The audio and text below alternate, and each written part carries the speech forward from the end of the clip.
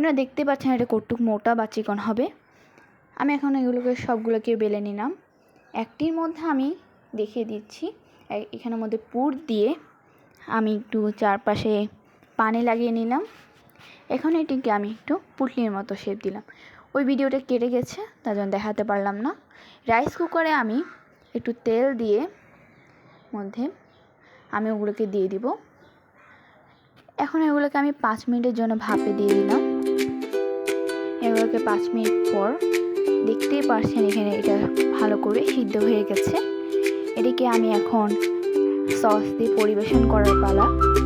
আপনারা দেখতেই পারছেন কত সুন্দর হয়েছে আমার এই মোমোগুলো। এটা খেতেও খুবই মজা হয়েছে। আপনারা অবশ্যই ট্রাই করবেন এটা যেন সস দিয়ে খেতে। সস ছাড়া এটা ভালো এত স্বাদ পাওয়া যাবে না।